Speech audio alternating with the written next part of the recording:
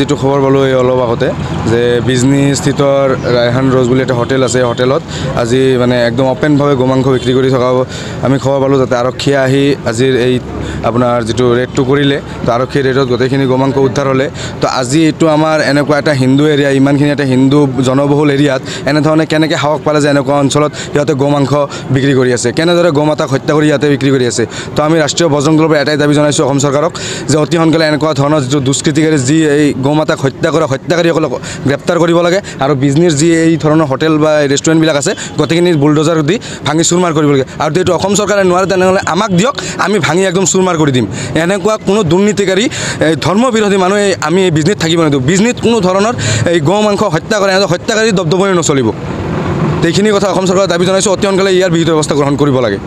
আজি আৰক্ষী বিভাগখনে সঁচাকৈ এটা সুনাম কৰিব লাগে। আজি আৰক্ষী বিভাগখনে যেনেধৰণে আজি ৰেডটো দি ইয়াতে বস্তুখিনি উদ্ধাৰ কৰিবলৈ সক্ষম হ'লে। এনেধৰণে বহুত দিন আগৰ পৰাই বস্তুখিনি চলি আছে, আমাৰ মাজত যথেষ্ট ইনফৰমেশ্যন আহে, আমি বিভিন্ন সময়ত তেনেকুৱা ইনফৰমেশ্যন দিও আমি জব্দ কৰিব পৰা নাছিলোঁ। তো এতিয়া আৰক্ষী বিভাগখনে যিখিনি কাম কৰিলে তাৰ কাৰণে অশেষ ধন্যবাদ জনাইছোঁ।